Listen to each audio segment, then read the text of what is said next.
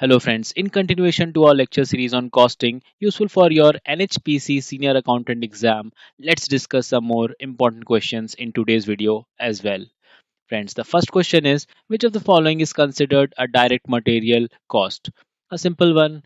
The options are the cost of lubricants for machinery, option B, the cost of wood used to manufacture a chair, option C, the salary of the factory supervisor, option D, the cost of cleaning supplies for the factory floor. So, friends, you can pause this video and guess the correct answer. The correct answer is option B, the cost of wood used to manufacture a chair. Friends, direct material is a cost that can be directly and easily traced to a specific unit of a product. The wood is the primary raw material used to make the chair. Moving on. Friends, before moving on to the next question, I would like to inform at Finance MCQ we are offering NHPC Senior Accountant Exam course. The course covers the entire technical syllabus, that is 140 marks out of 200 marks. An entire course is having subject-wise, topic-wise MCQs, including past exams questions from other PSUs of similar nature. And this course also include NHPC previous year exam papers, which will be helpful for your exam preparation. So do avail this opportunity. Visit Finance MCQ website, take a demo of NHPC course and start your preparation. Further friend, you can use coupon code NHSA100 to get flat 100 rupees off on the course price. So now let's move to the next question. Friends, next question. The economic order quantity is the order quantity that option A minimizes the total inventory holding cost, option B minimizes the total inventory ordering cost, option C minimizes the sum of total inventory holding cost as well as the total ordering cost, and option D maximizes the quantity discount. So friends, what should be the correct answer? Pause, think and guess the correct answer. So friends, here the correct answer is option C, which says minimizes the sum of total inventory holding cost and total ordering cost. So friends, this EOQ basically help us to work out to a suitable order quantity where inventory holding cost and ordering cost is minimum. So friends, remember that you can come across practical question on EOQ as well. So you should know the formula for economic order quantity also. So friends, the formula for EOQ would be in the square root of 2 into annual demand into ordering cost per unit divided by holding cost per unit. Moving on. Friends, next question. Under the FIFO, that is first in, first out method of inventory valuation, the closing stock is valued at option A, the price of the earliest purchases, option B, the average price of all purchases, option C, the market price on the date of valuation, option D, the price of the latest purchases. So, any guess for the correct answer? So friends, here the correct answer is option D, the price of the latest purchases. So friends, FIFO assumes that the first items purchased are the first ones sold. Therefore, the items remaining in the inventory or closing stock are assumed to be from the most recent purchases. Moving on. Friends, next question. Which the following is an example of direct labor? The options are wages of a machine operator in a factory, option B, salary of a factory security guard, option C, salary of the production manager, option D, wages of a factory maintenance worker. So, what do you think the correct answer should be? Well, the correct answer is option A, wages of a machine operator in a factory. So, friends, direct labor costs are for employees who are directly involved in converting raw materials into finished products. So, a machine operator's working is directly tied to the manufacturing process. Moving on, friends, next question is on idle time. So, idle time is a time during which option A, workers are taking their scheduled lunch breaks. Option B, workers are actively engaged in production. Option C, workers are available for work but are not working due to reasons like machine breakdown or power failure. Option D says workers are working overtime. So, what should be the correct answer? Please pause the video and think over it. The correct answer should be option C, which says workers are available for work but are not working due to reasons like machine breakdown or power failure. So, friends, idle time refers to the paid time when an employee is ready to work but cannot work due to the factors beyond their control, leading to a loss of productive hours. Moving on. Next question. Overhead costs are also known as, well, the options are options A, prime cost, option B, indirect cost, option C, direct cost, and option D, variable cost. So friends, what should be the correct answer? The correct answer should be option B, indirect cost. So friends, overheads include all production costs that are not direct materials or direct labor. By definition, these are indirect costs because they cannot be easily traced to a specific product. Moving on. Friends, next question. The process of distributing overheads to different departments or cost center is called option A, allocation, option B, apportionment, option C, absorption, option D, classification. So friends, if you have gone through my lecture 17, you would be knowing the correct answer. Well, the correct answer here is option B, apportionment. So apportionment is the process of dividing overhead costs that are common to multiple departments like factory rent among them on a fair and logical basis. Moving on. Friends, next question. A bin card is a record of option A, quantity only. Option B, value only. Option C, both quantity and value. Option D, supplier details only. So, friends, bin card, also known as a stock card or a bin tag, records only the quantities. So, friends, a bin card is kept in the storeroom with the material bin. It is a quantitative record of receipts, issues, and the current balance of each material. So, the value is recorded in the store's ledger. Moving on, next question. Friends, if the reorder level is 1000 units, the minimum consumption is 100 units per day, and the minimum reorder period is 4 days, what is the minimum stock level? So, friends, to solve this question, you should know the formula for calculating minimum stock level first. So, minimum stock level is equal to reorder level minus normal consumption into normal reorder period. So, friends, in this question, they have not given normal consumption or neither normal reorder period. So, we'll have to substitute minimum consumption and minimum reorder period in the formula. So solve this and let me know the correct answer. So friends, the correct answer here is option C, 600 units. That will be 1000 units minus 100 into 4. So that will be 1000 minus 400. So the correct answer is option C, 600 units. Moving on. Friends, next question is under the health care premium plan, a worker's bonus is calculated as option A, 50% of the wages of time saved. Option B, 33.3% of the wages of the time saved. Option C, time saved divided by time allowed into time taken into rate per hour. Option D, 100% of the wages of the time saved.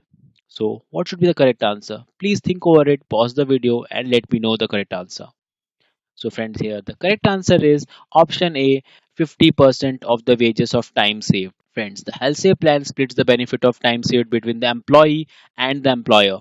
So, the standard split gives 50% of the value of the time saved to the worker as a bonus. So, friends, one of the option given in the question relates to Rowan premium plan. So, do comment in the comment box which of the option is that. Moving on.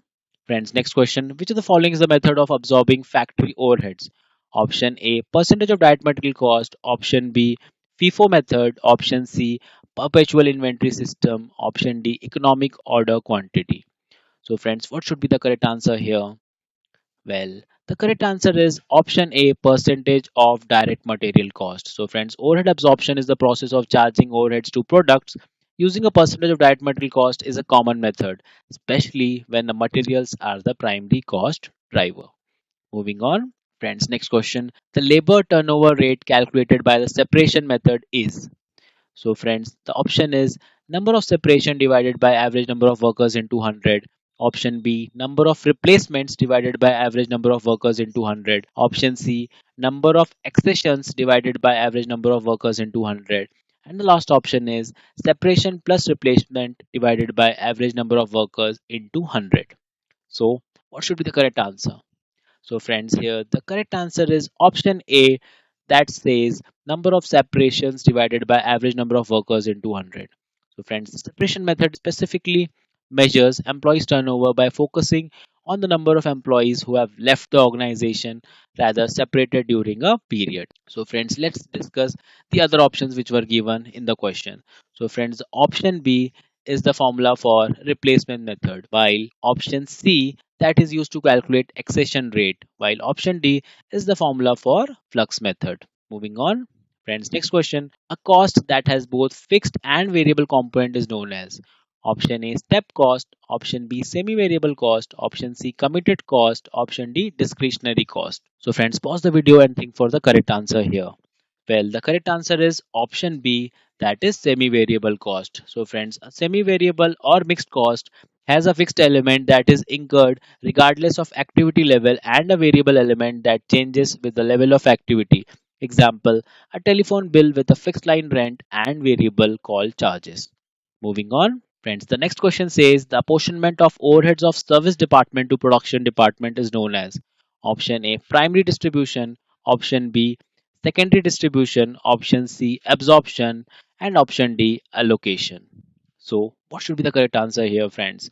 So, here the correct answer is option B secondary distribution. So, friends, this is the second stage of overhead distribution. When that means when after the primary distribution, where all overheads are allocated to both production and service departments.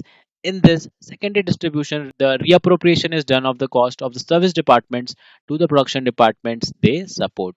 Moving on, friends, next question. In a process costing system, abnormal loss is valued at option A, the cost of good units, option B, scrap value, option C, market value, option D, zero. So, what should be the correct answer here, friends? Friends, the correct answer is option A that says the cost of good units. So, friends, abnormal loss is an unexpected loss.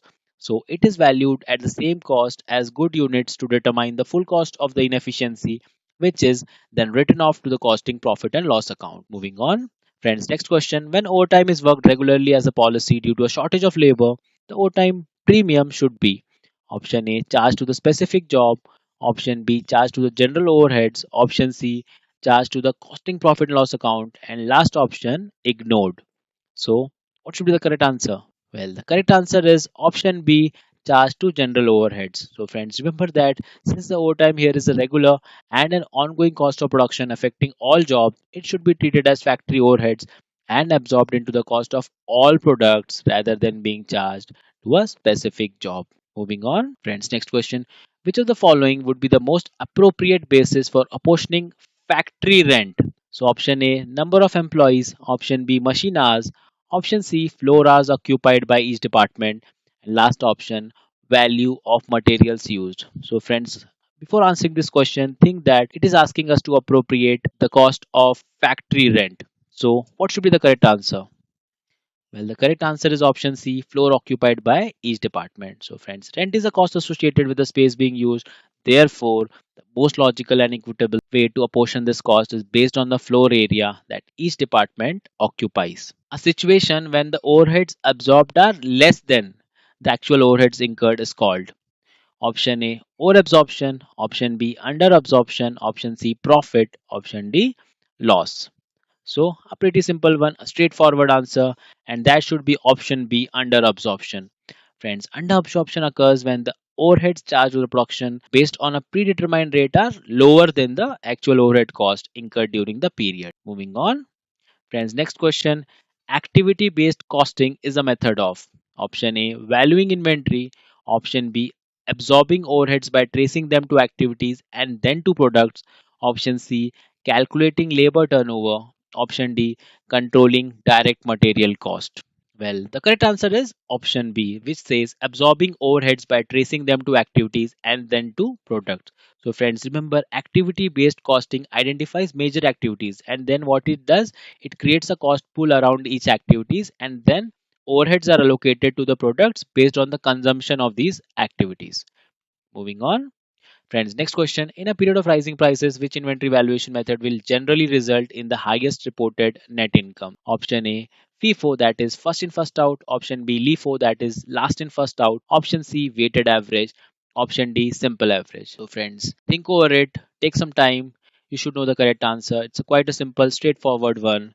So, friends, here the correct answer is option A, FIFO, that is first in, first out. So, friends, by now we all know that first items purchased are the first ones sold in FIFO. So, when we are selling older, cheaper goods and matching it with the current revenue, this will lead to higher gross profit and net income. So, here the correct answer should be option A, FIFO. So, that's all for today, friends. If you have any further comments or queries, do mention in the comment box. See you all in the next lecture. Till then, thank you very much for watching. Take care and goodbye.